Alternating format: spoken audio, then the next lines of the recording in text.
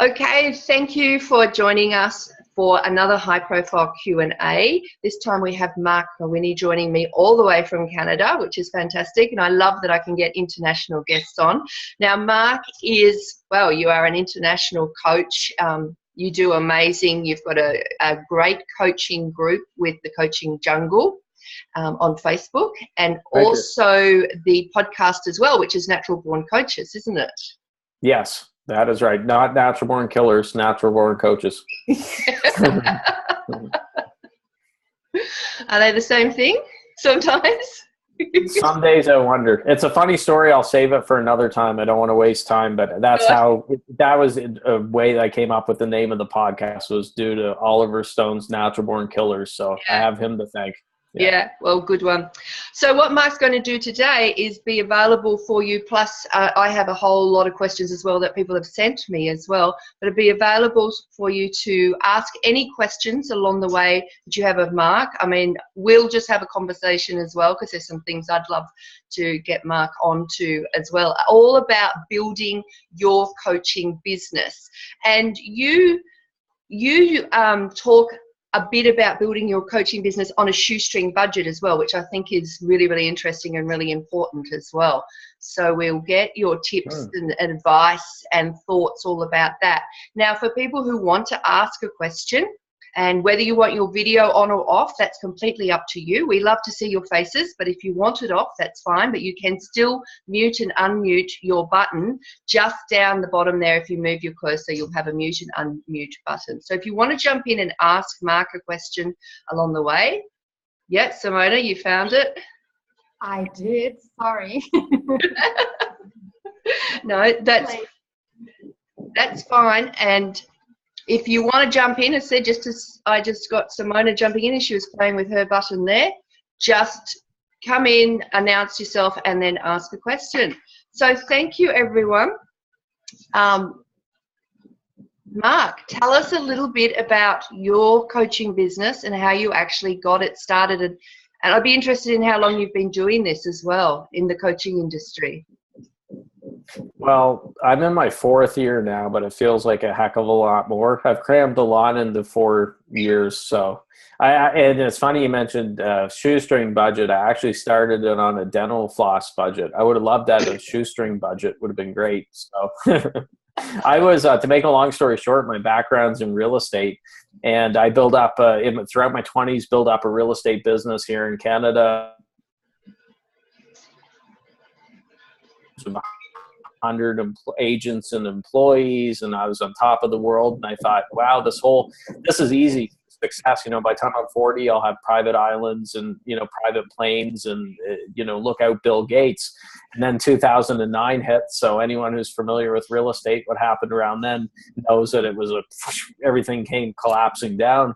And then I had another stumble in 2012 that convinced me to get the heck out of real estate. So, they say the universe gives you little signals to sometimes make changes. Well, this wasn't a little tap on the shoulder. It was like, slapping me on the backside of the head and said, do something else, Marc. So I was burnt out of real estate. I said, I'm just not having fun with it anymore. And I had a period of time that I was in the wilderness for a while there. I wasn't sure. I knew I wanted to start another business. Wasn't sure what I was going to do. And I was actually helped by several coaches and mentors who helped me get back on my feet. So that was my first real introduction to coaching. And that's what eventually led to me started my coaching business at the beginning of 2014. And it was never planned. I didn't grow up, getting out of diapers saying I want to be a coach. This wasn't the plan, but I'm glad it worked out this way. Yeah, I'm a bit the same like that. I never kind of grew up saying I need to be a coach as well. I just sort of fell into it. For me, it was sustaining my lifestyle. Like, I live out here on the country property, so for me, it was very, very much about that. Once I finished with the big business I had in the mining industry, it was, I'll move into coaching because I can still stay home. So that's why I wanted to get into it. I didn't want to go off and work 9 to 5 and leave my farm that I'm on. Yeah. Well, I wanted to stay home and tend to my kangaroos as well. So that was my primary driver.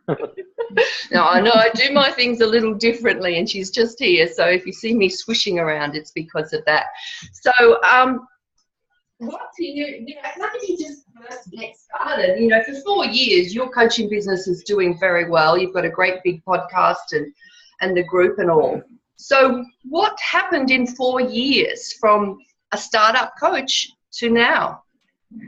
Well, when I started coaching, I had the most broad, I didn't have anything close to a niche. I said, hey, I want to work with entrepreneurs. You know, it was extremely broad, just where that was my background, entrepreneurs. And I wasn't terribly picky either. So I say it was, if a person had a pulse, hey, come on in, I can help you, you know, or if they could fog a mirror. And that's not the best way to really choose your clients, because you're going to get people who aren't the right fit. So I worked for a while with some more traditional bricks and mortar type businesses. And at the same time, I also had several coaches who I was helping. And when I compared the two of them, I preferred my calls with coaches much more. You know, I had a lot of fun with that. I enjoyed helping them with the marketing and setting up the programs and all that other stuff. And not to knock people in, you know, bricks and mortars, but it was a real pain to try to explain the benefits of coaching. And, you know, Joe the plumber from Joe's Plumbing doesn't really get coaching as much. It's a bit harder to sell. And for me, I just said, you know what, I'm not having fun with these few people here, but I'm having a lot of fun with the coaches here. I'm just going to plant my flag in the ground and working with coaches exclusively. And anyone who comes to me now that's in a more traditional bricks and mortar business, I refer them off to a coach that I know that's a business coach in that area. I work just strictly with coaches. But that's how it happened. I mean, it took a year of fumbling around and trying to see what I liked doing and all that other stuff to really decide on that direction. So how did you start to get known? You know, because you're quite well known now. So how did that happen? Well, the podcast was really a big part of it.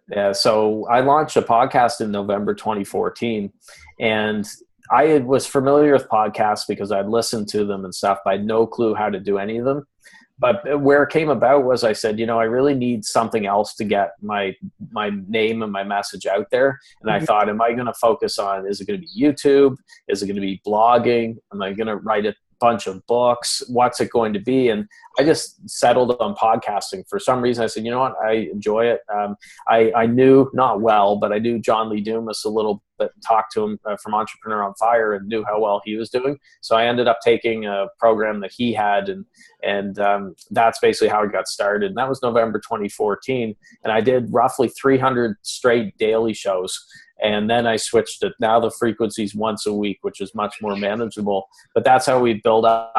We released episode 505 today. And that's how I crammed like 10 years of podcasts into a couple of years by doing it that way. I remember you telling me that you, you know, your lift off there with the podcast was doing a lot of those episodes every day in the beginning. Yeah. I was going crazy because I was editing my own show at the time as well. Now, since then, I have a twin brother, Matt, and Matt handles my editing. And now he started his business about 2 years ago. So him and his team handle all our editing. And then my girlfriend, Julia, she does podcast bookings, interviews on demand is her site. I'll get a plug-in for her. So she handles my bookings. So now I have a team, Julia, and then my brother who handle those things.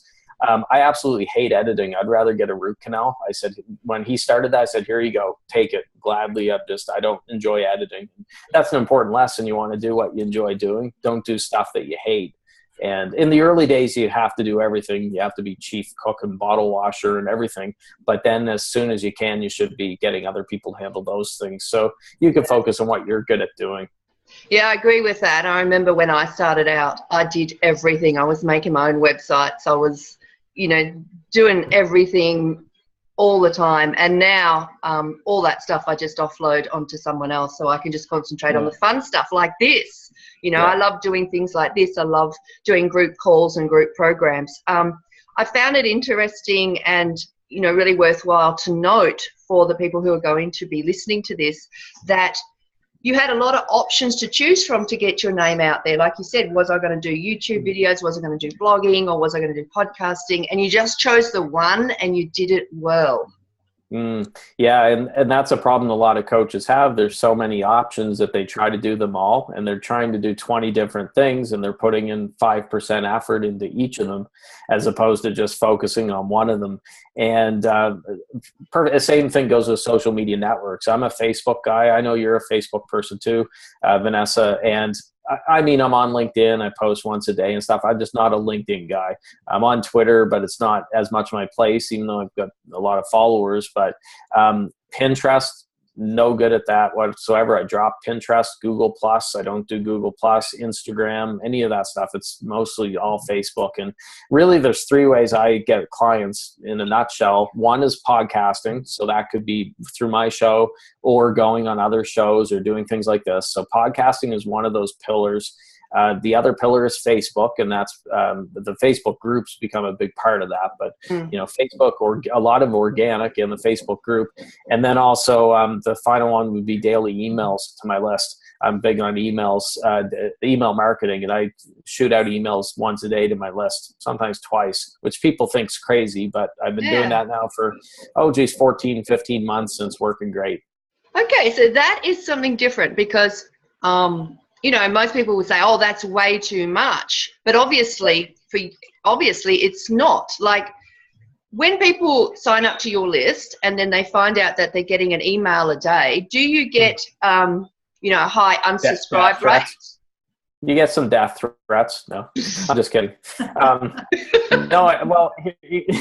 What I do when I'm sending my autoresponder when they first sign up for my freebie, they get my digital book and they get an email saying, hey, welcome. And it says right in there, by the way, I email my list daily. And I forget what it says. If you're not cool with that, you should probably unsubscribe. I'm telling them to unsubscribe. But what's going to happen when you first make that change is people are going to be shocked because for me, I emailed for maybe 2 years the way that most people do it. I would send an email out like once a week, maybe twice a week, or every 2 weeks. It just wasn't consistent. And I got nothing from my email efforts. So I said, well, I have nothing to lose. I said, I'm going to just go daily emails. I learned from someone in the States who's big on daily emails. His name's Ben Settle, and he has email players. And I said, I'm going to follow Ben's advice because it's working well for him, and I got to chat with him a few times, and I said I'll just go with it. And I did get a higher than usual unsubscribe at the very beginning, which can be a little jarring because you're like, oh my God, all these people are leaving. But the people you're chasing off, they probably would have never become a client or a customer anyways. So it's no big loss. I said, I'm just going to do it. And what's happened since then is the people who stuck around, I have a much deeper connection with them. I'm communicating with them a lot more. They're emailing me back. I'm getting clients and customers from it. And anyone that leaves, they probably weren't going to become a client anyways. So I don't lose any sleep over it. I used to get bothered by unsubscribes, and now I'm just like, hey, I'm doing something right. Because the other part of that is you have to be willing to polarize some. You have to talk in your own language. You don't send out boring, usual spammy, markety, emails that coaches send out. And that's going to rub some people the wrong way. But I would rather rub them the wrong way than if I start working with them, then they get offended, because I can have a bit of a potty mouth at times, and with my humor and stuff like that, it can be a little bit pushing the boundaries a little bit. I don't want to work with someone that would get offended if I said, crap or something like that, So if anyone wants to actually sign up for your list to see how you're doing these daily emails and see kind of, what content you put in it that keeps your subscribers with you actually looking forward to their daily email, where can they actually subscribe? If you go to naturalborncoaches.com, and if you opt in, I have my digital books, The Real ABCs of a Successful Coaching Business, but then you'll get onto my list. And you'll see that my emails are very story-based. I say infotainment. It's not hard teaching. I'm not going in there putting in 5,000 words, manifestos and the meaning of life and all that stuff. But I tell stories. I relate it to something, business lesson or something in there, some nugget. And you'll see in every single email, there's a call to action as well, which is important. You have to be willing to sell to your list. So I'm not beating people over the head with it. It's at the I don't know if you're on my list, Vanessa, or not, but it's at the very bottom of the emails. I tie it into, by the way, check this out. There's a link. That's it. It's not beating them over the head with it. But I think you can't be afraid of your email list. You have to put out some polarizing opinions and be willing to mix it up a little bit at times. But then you also have to be willing to sell to them because, hey, surprise, surprise, we're in business. And a lot of coaches are afraid to admit they're in business. They try to make us seem like, oh, put your wallets away. This is an absolutely free webinar. Don't worry about this. I'm not. And it's almost like they're afraid to tell them. And there's a great saying that I love. It's you can't light up the world if you can't pay your light bill. And I always remember that. I didn't come up with that, but you can credit it to me if you want. Well, I'm going to take that and put it as a quote for it, because I think it's a ripper. With my name, yes, that's right. I also came up with whatever the mind of man can conceive and believe it can achieve. I coined that one a few months ago. Okay. Just a reminder for anyone, of course, if you want to ask Marc a question at all, I've got a few questions that I might move on to from that people have sent me for you. And the first one is, so I have absolutely no budget, so we're going here to your dental floss budget. Yes. What is the first thing I can do to get clients? It's interesting that this question pops up because we had a debate in our Facebook group just before we hopped on this call, probably 2 hours ago. Yeah. I put up a quote that said something along the lines of there's no such thing as non-paying clients, because one thing that always I hate to see is coaches saying, I'll talk to a coach and they say, yeah, I've got 5 new clients. Well, they're not paying me yet, but they're clients. And I hate to see coaches working for free. What you have to do, if you don't have a big war chest to put into Facebook ads and do all this other stuff, which most new coaches don't, what you have to do is you have to compensate with your energy, your time, your energy in place of that. So it's possible to build your business without a big budget, but you're really going to have to work at it. Like I mentioned, what I did with the hundreds of episodes of my podcast and making sure that I was constantly posting, and now with daily emails and all that other stuff. So you have to be prepared to work at it. And, I hate seeing these people who are out there selling the dream where, hey, you can make 7 figures as a coach in 1 month working 5 minutes a day, because it's just not going to happen. It's going to take a lot of work, a lot of hustle, a lot of grinding, but it will happen eventually. So to answer your person's question, he or she's going to have to really make up for that lack of budget by putting in the effort there. But the good news is if you put that effort in, day out, you got 365 days a year times however many hours. That's a lot of hours to make stuff happen, and it will eventually happen. I remember because I had a small toddler when I started. So I used to be up working on my coaching business when I first started. So I'd put her to bed at 8 o'clock and I'd be up then from 8 till something like 2 or 3 in the morning, just doing what I needed to do. Like there's a lot of, I think you need to have a fair bit of commitment to what it is that you're wanting to build and achieve in those early days. And that's how I did my committing, because that was the only time that I had the time to do it. Everyone wants a magic funnel, right? They want to, and I get people asking me, how do I become a successful coach? And can you keep it under 50 words and, like a magic bullet? And I'm like, it's just not going to happen. And anyone that's selling you that dream is probably full of it. So I just tell people it's going to take a lot of work for it. And that's why you have to really love it. The get rich quick people don't usually last in coaching, because when they hit those inevitable peaks, those the valleys, they don't have enough to get up to the peaks because they can't see it through. So that's why I know it's cliche to say you got to love what you do. You got to have passion for it, but it's true. Okay. So Marc's just gone on freeze there for a moment. Hopefully he'll come back from there. How you going? Hey, am I back yet? You're back now. You froze for a while. Jeez, I shared the meaning of life and you guys missed it. So repeat the meaning of life. I can't. You missed it. So, but if you can buy my program for $5,000. I'll give you the link. It's in there. Well, hopefully our internet's going to be fine, because we do have good internet here. But I know that how technology goes. So fingers crossed. You're only gone for a few seconds. We'll be fine. Cool. And talking about that, in those early days, it can seem as if no one is listening. And this was another question. I thought it was a good time to bring it in. So what if it seems nobody is listening? That was the question. What does it see? What do you do if it seems like nobody's listening to you? You're not getting anywhere. Then you might be boring. I hate to say, but some people put stuff out there and they say, gee, I'm posting 10 times a day on Facebook. But when I look at their wall and we go through it, I'm like, well, yeah, 9 of your last 10 posts have been quotes from Oprah, Tony Robbins, people that aren't you. It's not enough to just regurgitate motivational quotes. I love motivational quotes as much as the next guy. you have to open up. And I think what a lot of those people are probably doing is maybe they're talking corporate speak if they come from corporate, where they're they're in that mushy middle where they're afraid of offending and they're just being boring. So I would mix it up a little. I don't mean that you have to jump in there with politics and be giving your opinions on Donald Trump and stuff like that all day, or, religion or abortion stuff. I'm not saying that. But you do have to put out some stuff.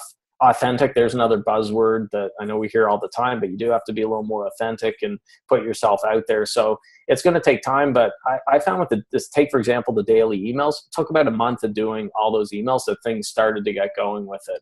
So it's going to take more than a couple days or a week or so. It's going to take a bit of time, but that would be my suggestion. Look at what you're putting out there. Is it enough of you, or is it just other people? And if you're just sharing other people, that's not good enough. No, I totally agree. Like, as a coach mentor as well, doing my own thing about getting them known and that, one of the things I find when they're starting out is that I look at their Facebook pages and it's full of, those gorgeous quote graphics and stuff like that, but it's never their own content, and it's just quote, exactly what you're talking about, quote after quote after quote after quote, and there's none of them shining through. So I always tell them that one of the easiest ways is to take a stand on something that you're passionate about in your particular industry that you're dealing with, or your particular niche. So, there's a few things I take a stand on, and yes, not everyone's going to agree with you, but that's not the idea. Do you know what I mean? It's about attracting those that do agree with you, and also because you are out there taking a stand on something. You don't have to be aggressive about it. It's just taking a stand on something so you are not looking beige or sitting on the fence. Right. So a great tip that you could do, I'm not sure if everyone here has seen the movie Jerry Maguire from back in the 90s, Tom Cruise. Well, remember Jerry wrote that late night manifesto about the sports agent industry after he had some bad pizza and stuff in this hotel late at night. And what he wrote was all the things that he didn't like that he was seeing, and then he talked about his solutions for it. Right, so that's a tip that's worked for clients of mine, is that instead of looking outside the box, and sometimes it's easier. I'll give you an example. I had a client of mine who came from an industry. She was in that industry as a professional, and then she's becoming a coach for those professionals. And she was having a tough time getting her head wrapped around what she stood for and all this other stuff. So I told her this Jerry Maguire tip, and I said, we're going to go negative for a while. I said, I want you to put a memo or manifesto out there, what you hate about your industry. And she's like, oh, geez, I can't do that or whatever. She ended up writing like all night. She had it back to me the next day, and the words just flew off the paper. She said, here's what I hate about all this, and here's what I'm going to fix. And that was a way to break that block. So there's a tip. Use a 20-year-old movie to, get things moving. That is a fantastic idea. I like that one. I always tell my people, take a stand on something, but the way that you've articulated that and put the movie there is even better. Well, the other movie I've used to help my business, Bulworth. Have you heard of that one? I don't know if that was big in Australia. Look, no, I think Warren Beatty. Yeah, I saw you do the movie poster of that the other day. And I was like, I have no clue what this movie is. I'm sorry. Yeah. So that movie, it was in the late 90s. Warren Beatty, that played in Dick Tracy and all those other movies. He plays basically he's a jaded politician who's depressed, and he wants to end his life. So he puts a hit out on himself during an election. Because if he commits suicide, his insurance policy won't pay out to his daughter. So he has to hire a hitman to kill him. So he figures, well, I'm in the last few days of the campaign. Someone's going to assassinate me anyways. So I might as well just say whatever I think. And he just literally says whatever's on his mind. And to his surprise, he ends up becoming super popular. And because people appreciate a blunt talking politician that's not spewing BS. And some of the stuff that comes out of his mind, now it's Hollywood, but it's very refreshing, somebody that's willing to just speak their mind, because we're so used to BS all the time and stuff like that. And I've tried to remember that Bulworth example, and I could probably be doing more of it, but I try to bring as much of that into my what I put out there with content and stuff, that I don't want to BS people. I just want to put it out there.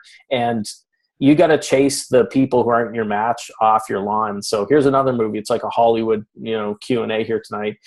Clint Eastwood has a movie called Gran Torino. Was that big in Australia? And So at one point, yeah, he's on the front lawn with his rifle chasing some teenagers off the lawn. That's what you have to do as a coach. You got to pull the rifle out and chase those people that aren't a match for you. So that's where the polarization helps. Because if you're trying to keep everybody happy and stuff, you're just not going to draw anybody to you. Yeah, totally agree. As I said, no beige, no sitting on the fence. Make a stand for something. And just out of interest, because you're talking movies, Simona worked in the movie industry. Really? I did. Okay. Yes, I worked at Sony Pictures for about 15 years. Ah, jeez, that's interesting. So you know Warren And Beatty? I actually worked on the Bulworth soundtrack when I was in the music industry. So well, here I am. I'm like, we have this movie called Bulworth. I'm dating myself. Yes. Clearly. Well, that's pretty cool. That's interesting. So you know all about Bulworth. Yeah. Yeah, I don't specifically remember the storyline, but I saw the movie. Ghetto Superstar was the big. Ghetto Superstar. That was the song that we were promoting. That was awesome. That's Ghetto right, Superstar. That's awesome. Wow, That's bringing back world. memories. Yeah. It is. It is. So now I actually have a question for you, if that's okay to ask. In terms of podcasting, when you started in 2014, the marketplace was obviously quite different than it is right now. Right now, it seems it's a little bit becoming a little bit oversaturated. Obviously, it's a great platform to get your message out, but you got to know how to build your audience. So would you be able to speak a little bit to that, how you build your audience? And because these days it seems almost everybody and their mom has a podcast, right? And there's ever so much time that people have while they are working in their business to pay attention to podcasts. So what advice, because I was thinking about maybe doing that, but then what's holding me back is the thought that it's getting saturated. It's funny that you asked that question, because people said the same thing to me in 2014. They said, oh, everybody's doing podcasts. The perfect time to do it would have been 2012, and now people are saying to me, oh, you got it at the perfect time, Mark. 2014 was the perfect time. And I'm sure in 2020 people say, oh, 2017 was the perfect time. But you are right. That being said, a lot of people, my mom doesn't have a podcast, but pretty much everybody else does. My mom can hardly work a computer. So, neither can mine. Yeah, I will say with podcasts now that you can't put out the sort of general, a lot of people are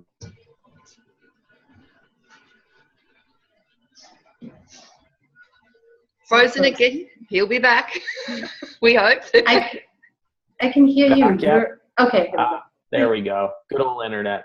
So what I was saying was you can't just copy, like, say, Entrepreneur on Fire and say, oh, I'm going to do exactly like that, because that's not going to work. Or you see a lot of people doing these general motivational type personal development podcasts. I think you need to have a little more of a focus or a niche there, or some kind of hook to make it a little bit different. So I recommend looking at, okay, is there a way I can put a little bit of a spin on this, just to make it a little different. But if you just try to do a carbon copy of a popular podcast, probably not going to work there. And a lot of people do podcasting also quit very quickly. They call it pod fading, where they go into podgatory, they call it, instead of purgatory, where they stop releasing shows. And then they don't know if the show's dead or not, and they just kind of forget about it and sweep it under the rug. So everybody's starting podcasts, but very few are actually sticking with it till they get to, say, 100 episodes or more. If you can get to 100 episodes, or even 50 episodes, you're in that very small percentage of podcasters. And it just takes that dedication, consistency, and saying, you know what, I know it's not a get-rich-quick thing. I'm going to stick it out and stick with it. Okay, cool. Awesome. And on the thing of podcasts, just because being a guest on podcasts, of course, is another great way to start getting known. So as a podcast host, what do you look for in a pitch from a potential guest? Well, I get pitched a lot, and a lot of the people, you can tell, are just copying and pasting. So first they say Mark and they spell my name wrong, Mark with a K. Not a big deal. I mean, you could call me whatever, but I've been called worse. But if you spell my name wrong, and then they say, oh, I love your show. They don't mention the show. They don't say anything about any of the guests that have been on the show. And then they just start with their copied and pasted. You could tell they've done this to 1,000 podcasters. And I can smell them out really easily. My radar is up for them. Like, yeah, that's just a copied and pasted pitch. a better way to do it would be to reach out and say, Marc, spell my name right. I love what you're doing with Natural Born Coaches. I really liked episode number 542 with Vanessa Talbot. She's awesome. I love what she's doing. She said something, blah, that really stuck with me. I love her kangaroo. Her kangaroo was cute when he chimed in the background, whatever. And say that you show that you've actually listened to it, as opposed, I'm not saying you have to listen to 500 some episodes, but also you have to have a really interesting story, which should be common sense, but a lot of the pitches are very boring, and it's not really grabbing me. So a lot of the guests that come on the show now, like people have to up their game, because we had Ryan Stewman on the show today, hardcore closer, big sales guy, and we've got all these some big names coming on. So if you just send me a copied and pasted thing, hey, I'm Joe Smith, and this is what I do, that's probably not going to work. Yeah, no, good one. Thank you. I do teach my people how to do that, and what you've told me is what I tell them. So I say to them, make sure you've listened to the podcast first before you even think of pitching. And I don't, like you're saying, we don't have to listen to all the episodes, but get a feel for it.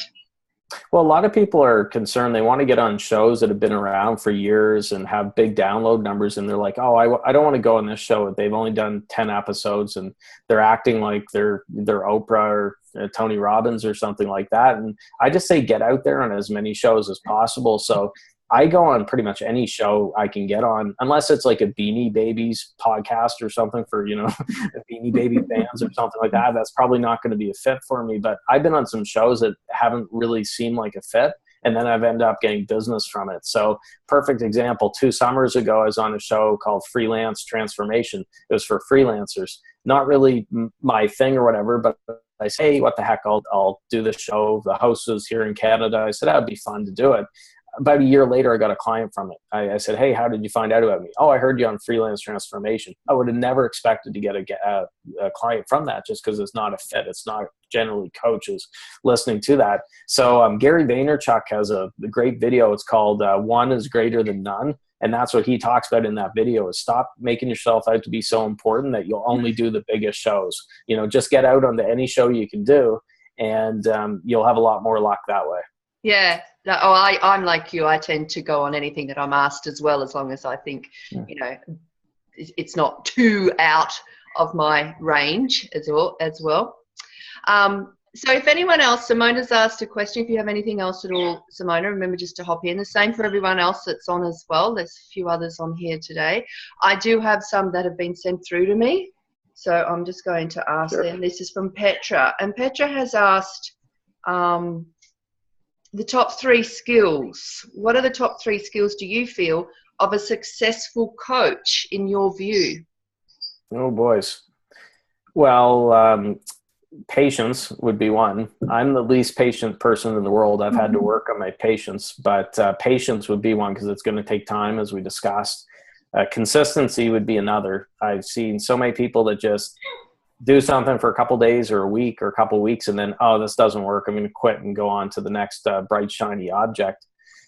And I'm going through my mind, because there's about 10 different things I could throw in here. But I would say the other thing would just have to be taking action, that ability to take action. And I think too many coaches spend their time frigging around with their website banner, or the font on their website, or their PDF or their pamphlet or their business card, whatever, but they're not actually out there reaching out to people who could hire them. And it drives me nuts when I work with a perfectionist. I have to beat that perfectionism out of them really quickly, because I actually I had a client once that it would have taken her 6 months to do a very short couple-page PDF for her opt-in if I hadn't pushed her, because she was just a nervous wreck and everything had to be perfect. I'm like, you just can't do it. Like, just get out of this business and go get a 9-to-5 if you want to be like that. Yeah, and something really interesting, because I think you're spot on with those top 3 as well, because one of the things I see is people are that perfectionist in place, and everything's got to be perfect before they put it out there. So, not that I'm super, super successful or anything like that, but one of the things that I found interesting was when I did my coaching intake class, so when I went into coach training, there was about 32 students in that particular intake weekend, and of those 32 students, only 2 of us now, like 5 years later, are still actively working in the coaching industry. Nobody else was able to get it up. And when I looked back and had a look at what the difference was, it did come down to patience, consistency. And another thing I noticed too is not having a backup plan. I don't know if that's great advice, but I noticed the two that have succeeded and have built coaching businesses didn't have anything else to kind of fall back on either. It was like they had to do what they had to do. They burnt the boats to make it work.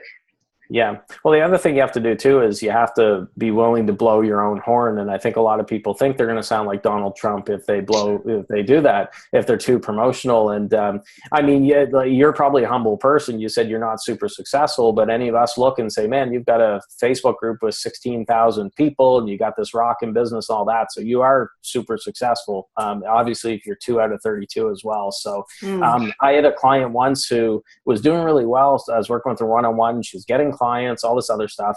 But I said to her, when I would never know unless if I wasn't working with you, I wouldn't know that you had any clients, because she was doing the image quotes that we talked about and doing all that. And what she had was a block around appearing. She didn't want to look like she was bragging.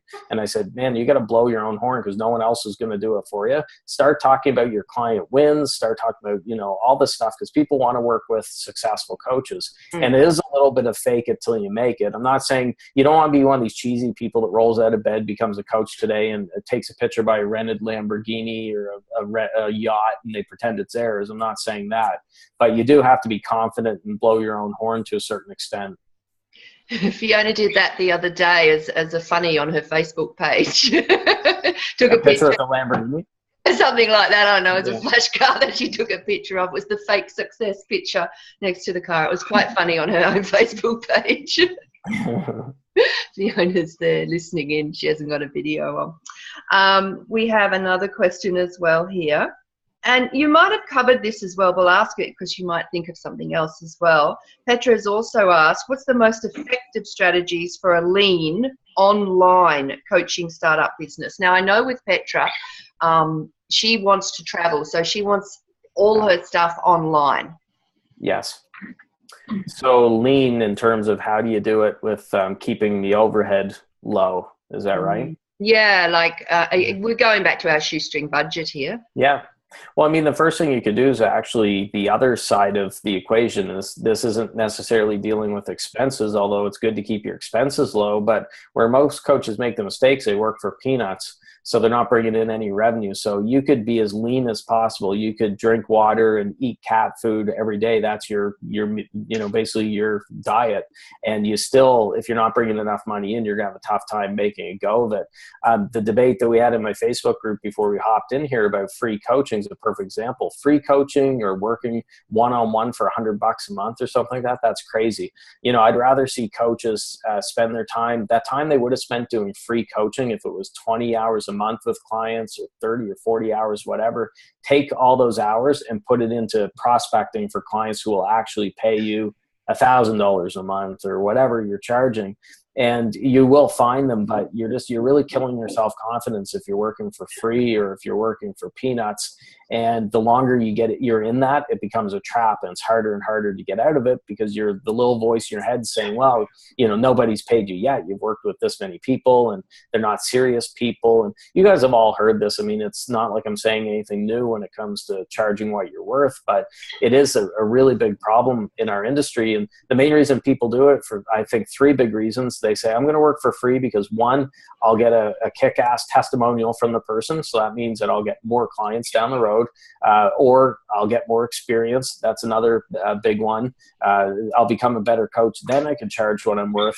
And finally, they think I'll get more referrals. If I knock this person's socks off, they're going to send 100 people to me. And it very rarely works that way. So please, if anyone's doing free coaching, stop, don't do it, and find people who pay you what you're worth.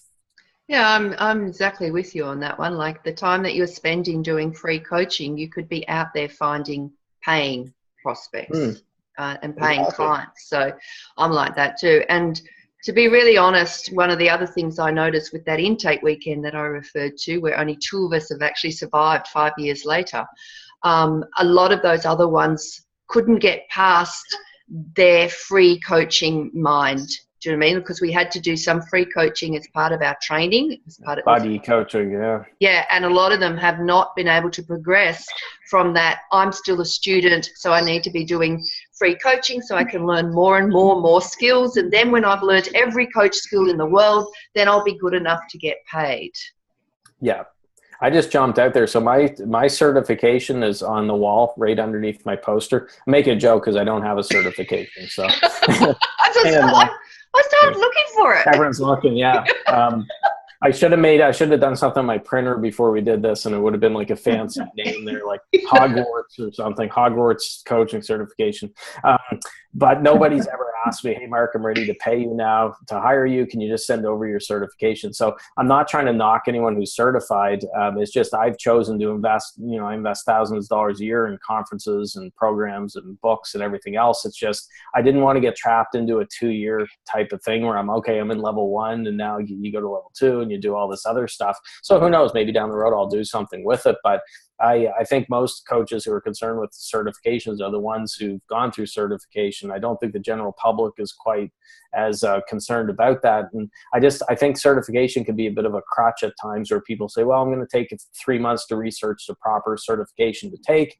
And then I'm going to, do 2 years of the certification. And then the longer they're not out in the real world, then their confidence is hurt. So don't get me wrong. There's some awesome certifications out there. I've had some people on the podcast who have great ones. It's just there's some really crappy ones as well. And I'm all for jump in the deep end, and if you'll sputter around and wave your limbs, and eventually you'll start floating and swimming. Yeah, well, I am certified, but only to a certain level, because what I signed up for, I found it was a 2-year course, and I found I was spending all my time being student in those early days, when really what I wanted to do was just jump in and build a business. So I never actually finished off my diploma course, but somehow along the way, though I didn't finish off the diploma course and therefore didn't get certified in diploma, I actually got certified because of the amount of hours I ended up doing and the way I built my coaching business as a master coach, which is the level above, which I didn't even go for, but I got given that. Well, it's frustrating when I see coaches who spend, say, $5,000, $10,000 on certifications, and then they don't have $20 a month to put towards their email provider, if it's Aweber or whatever, or they don't have $100 a month for GoToWebinar because they spent all their money on certification. Then they're out of it, and then the certification may have taught all the coaching the right modalities and the stuff for the coach training, but usually they're light on the business building side of coaching there as well. So I just say use caution. It's very personal choice. There's good coaches who are certified. There's bad coaches who are certified. There's good coaches who aren't certified. There's bad coaches who aren't certified. I mean, it's hard to give that with a black and white answer. I just say be careful before investing that kind of money into something. Yeah, there's a big difference in what the coach training schools offer. There's no doubt about that. I mean, having looked at a whole lot of them, and what they offer, and a lot of the certifications are for coach skills only, but you can buy some of the business ones, but they're going to take a lot more of your money and a lot more of your time. So but I did sign up for one of the business ones, but so that's why mine was 2 years and took so long, and I got fed up with it, to be honest, and moved along. So has anyone got any questions at all that you want to ask Mark? There's a few people here, and then they all just seem to be listening to our conversation, Mark. I want to ask Simona about some soundtracks and Hollywood movies and stuff, but we'll save that for later. I think Greg. Hey, Greg. Well, hi. I just wanted to jump in real quick and get your impression on the differences in approaching for building up a client base between people that are looking for or doing a life coach type of business versus those that are working with businesses. For example, I'm really trying to focus in on younger businesses that are starting to ramp up. They've gotten past proof of concept. And I hear a lot about, I think the life coaching side of going after clients, but I know there's a difference between the approaches. And so just was curious as far as what you guys have learned, what those differences might be. I'm going to make a lot of friends tonight because I was just bashing certifications. Now I'll bash life coaches too, though. Nothing against life coaches, but I think the trap that they fall into is they're so general. It's a mile long and an inch deep. So they say, hey, I'm going to help you, make more money and improve your relationships and feel healthier and more spirituality and all that stuff. And, and it works for some people, but it can be hard to do that. So what it sounds like, if you decide to work with, let's say, business owners like you talked about, or something like that, some of those things for life coaching is going to come into play, even if you're not advertising yourself as a quote life coach per se. That'll still come into play, but I think you need a little bit more pointed way to get them into the door first, right? And if you put yourself out there as a general life coach, it can be hard. So at the end of the day, you can be successful in any one like that. But I think I know it's not terribly scientific. You have to use your gut. You think, okay, if I could only work with one type of person for the rest of my life, who would I like to work with? Who am I going to be popping out of bed and happy and excited to be working with? And only you can answer that. So there's a few of my thoughts. I don't know what you think, Vanessa. Can you just repeat the question again, Greg? Because I know you were talking about you're going to be doing business, aren't you?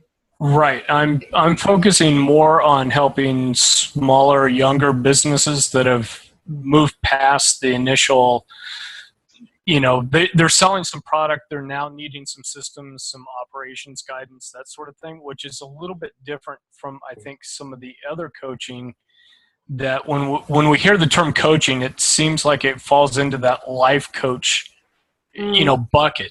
And so, looking for those the differences with approaching clients for businesses versus, life coach, moving past some kind of an obstacle, that sort of thing. Yeah. So the first thing I've picked up is, are you going into businesses as a coach, or are you going as a mentor, or are you going as a consultant? These new businesses. And it's like working out, because, coaching technically, though often when you are doing mentoring or consulting, you'll still do some aspect of coach, but a coach is a coach. But when you go in with business coaching, if that's, a lot of that's around systems and all that sort of stuff, then you are not just necessarily doing just coaching on its own. You're also doing some mentoring or some consulting there as well. So that's the difference between, what you're doing, and then of course the life coaching, which is going to be doing the life coaching, which is coaching. So how do you approach it differently? Is that what you're asking? How do I go in and get clients if I'm in that? I think so. And then, and it may be even, how do I take that approach, tweak it a little bit, and then use it for a direction that I'm looking to move forward in? You got some thoughts, Mark? If it's doing the business coaching, where to?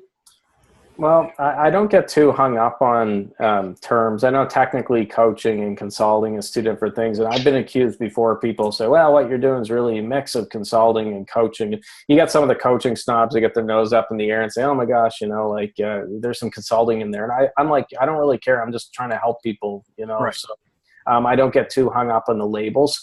I would boil down what you're doing if you're approaching business owners. I don't call it an elevator pitch, because very rarely if you're in an elevator, you're going to say, hey, this is what I do, and it's wrapped up. I call it a barbecue pitch. So you want to be able to tell people that what you do in a sentence. You pretend you're in the backyard, someone comes over with a beer and a hot dog. Hey, what do you do, Greg? You can spit it out very quickly. Here's what I do. And it's in a nice, neat sentence, and it's not 500 words or something like that. So perfect example. I know a coach who his barbecue pitch or elevator pitch is, I help online entrepreneurs make their first, I help people make their first $10,000 online. That's all he puts out there. And he gets a lot of those newer people, which is who he wants. So I would come up with something snazzy like that for business owners, rather than saying I'm a blank coach or whatever. This is what I do. I help small business owners or new business owners blank. And then it's, that's what Greg does, very clear. All right. Thank you. Yeah. And just know where to find them as well. Like know where to find those particular people as well. So when you've got that great barbecue, that's a new one. There you go. I like it. When you've got that great... we get about 2 weeks to barbecue in Canada, then the snow comes back. Yeah. When you're really clear, like you have that really clear message of how you help those particular people who are past startup but just going into the next growth stages, then I guess the other thing is to know where to find them as well so that you can actually reach them. Yeah. I love business coaching because in some of the other coaching niches, it can be hard to justify the return. Because let's say you're a relationship coach. Someone's like, well, do I want to pay X number of dollars per month or for this package? When you go to an entrepreneur, a business owner, you could say, hey, look, this is what I do for people. I give a return of 5 times or whatever you give with it. And it makes it much easier for them to swallow the coaching thing. It can be an easier sale because business owners get that. Who wouldn't hire Greg? If every dollar I give to Greg, I'm getting $5 back plus peace of mind. I can sleep better at night and I'm less stressed and all that other stuff. That's why I like the business side of things. Not to knock, health coaches or relationship coaches because they do very important things or whatever. It's just, it's often much easier to justify the coaching there because it's an investment. It's not seen as an expense to businesses. Okay. Did that answer your question, Greg, to some degree? Yes, it did. Thank you, guys. Thank you. Oh, thanks. Simona, I'm sorry for cutting you off there. No. I was just, you mentioned something interesting about the outreach and not tinkering with your website and your opt-in, which, I used to do that when I first got started. And then what really changed things for me was by having conversations with people, and it's a long-term strategy because it doesn't happen overnight. But for me to go out to conferences and make connections and also, make connections online because I live like where you live, sort of, Vanessa, sort of apart from big cities with big opportunities, right? I chose to move to Mexico.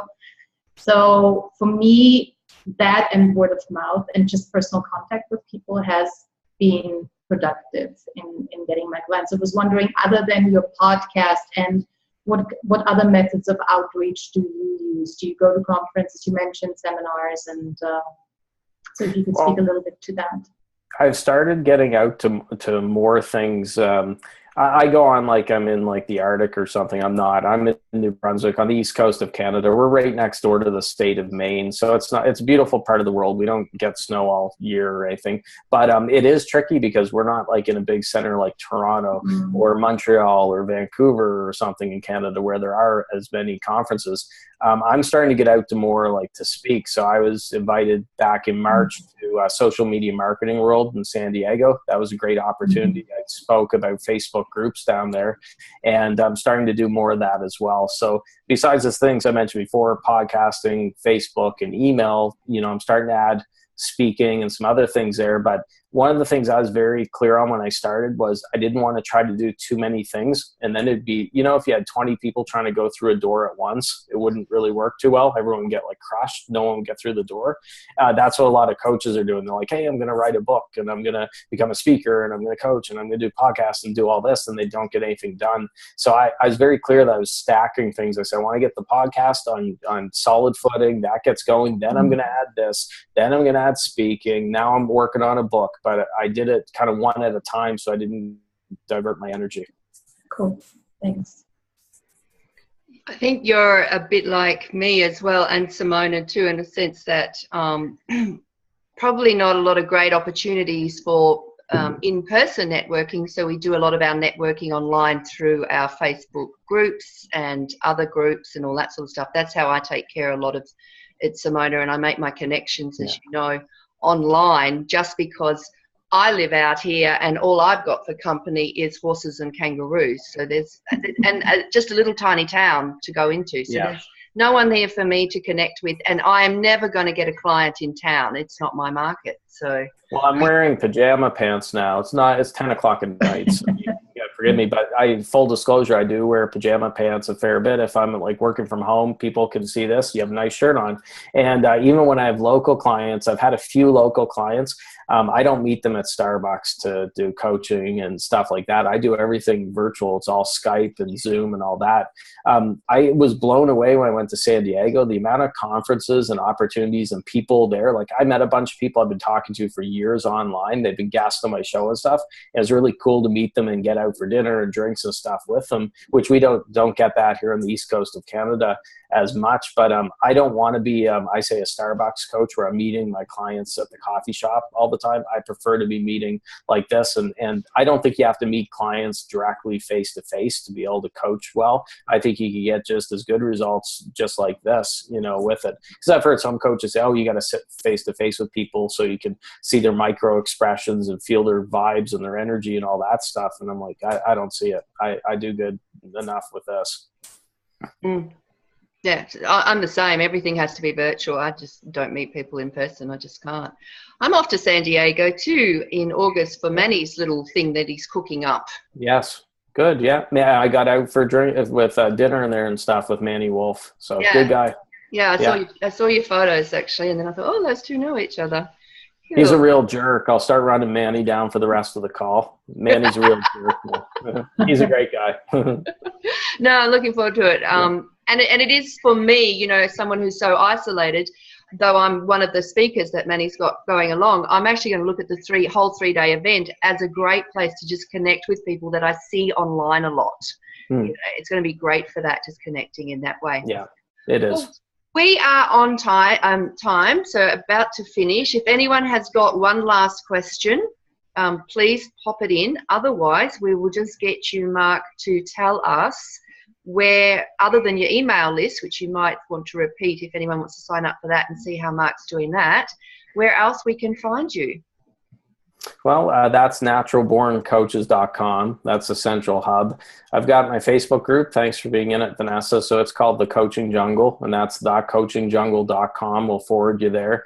And then I've got a print newsletter for coaches, which sounds very old-fashioned, but it works real well. No digital copies, and that's secretcoachclub.com. And that's been going well. Lots of good people coming on board there too. So you can find me any of those places. So just a question about that, because I had noticed that I thought it was digital. I didn't know it was actual print, and that you sent it out. Yeah, I have stone tablets. I just carve like the words in it and stuff. I get carrier pigeons to fly it to down to Mexico there and stuff for you guys. There's reasons for that, which we could do a whole other hour on that. But basically, by keeping it strictly print and no digital, I find digital cheapens it. If you get something in the mail that's not a bill or junk mail, you treat it pretty serious because we don't get stuff in the mail as much. And people will put it into a binder, they'll highlight it, they'll write notes on it, they'll go back to it all month till the next issue. If it was digital, they'd download it on their computer and they'd lose it probably, or they wouldn't treat it as serious. So I don't do digital copies. And this sounds horrible. Somebody asked me the other day, someone who's his vision was impaired. He was blind. And he said, can you send over a digital copy because of his software wasn't going to pick up, but for whatever reason, it was easier if he had a digital copy to convert it over. And I was torn. I sound like a total jerk, but I said, look, I can't, that's a rule I have. I can't do digital copies because then it gets shared around and then it's not fair to the other people who are paying $97, for that hard copy. But besides the digital copy, I allow people to pick my brain, the subscribers in that club, by email. So if they have a question, they can email me. That's a perk in there. And then we do live calls once a month, just like this, where we'll get an expert on, and no pitching, just pure value and teaching in there as well. But it's really cool. I think people should look into doing a print newsletter. It's been great for my business. Well, I would never have thought of it. Yeah, like you just think, oh, people don't want print. So what I like about you, Marc, and really listening to you in this conversation is how you really do things differently. Yeah. I think that's your little magic, little magician things is how you do take things and do them differently than what a lot of others are doing it. And I didn't start with all this stuff either. The print newsletter I just started back in March of this year. So it's not like I came out of the gate and I had it all figured out. Heck, I'm still figuring stuff out, right? I hope I never stop figuring stuff out because I want to keep learning. So I just that's again, stacking stuff on. And that print newsletter, I knew I wanted to launch it, and I didn't overthink it. I said, I'm going to go ahead and do it. And and it's worked out really well. So it's all about picking things you enjoy doing. I love writing it. It's 16 pages, roughly 4,000 words, a little over. I love doing it. I can't wait to start working on the next one. And that's all exclusive content. I don't share any of that stuff on social media or anywhere else because that's not fair to the people who are paying $97 a month. That's strictly, I treat those people just like clients. It's my best stuff. Here it is. And they feel like, hey, we're getting something kind of special. I remember being on something like that with another coach here in Australia probably 5 years ago when I first started out, but he sent it out back in those days by fax. By fax. What's a fax? I'm just kidding. Yeah, what's a fax? All right, we'll let anyone, if you've got a couple more seconds to jump in if you want to. Otherwise, the replay is going up, so if you want to re-listen, spread the word because it's been a great call. Mark shared lots and lots of brilliance, and as I said, I love how you're doing stuff differently. Thank you. Thank you so much for your time. I know it's late over there in Canada and early days here in Australia. Yeah. Well, let me know if you know the winning lottery numbers because you're a day ahead. So just let us know in Canada. I'll buy some tickets. This shouldn't be funny. I think enough times passed, but someone sent a tweet out after 9/11 happened and they were pissed off at Australians for not warning the Americans about what happened at 9/11, and they were dead serious. So that's human nature for you, you know. I do get a few cracks from my American friends about tell me what's going to happen because you're already there. The scary thing is some people are serious. It's kind of like me. I have a twin brother. I've had people ask me if we have the same birthday and they're dead serious. And I'm like, okay, I won't get into that, you know. Alrighty, loved the talk. Thank you so much. Thank you, people, for coming along and meeting Marc. Of course, take the opportunity to get in touch with him, sign up for the email list, join the Coaching Jungle, the Facebook group. It's a great group. I haven't been in there that long, but I have enjoyed doing a little bit of playing in there. And of course, there's many other things you can take advantage of from Marc as well. You can see he really thinks outside of the box, which is what I love. So thank you and goodbye, everyone. Thanks, guys. Okay. Thank you. Bye. Bye-bye.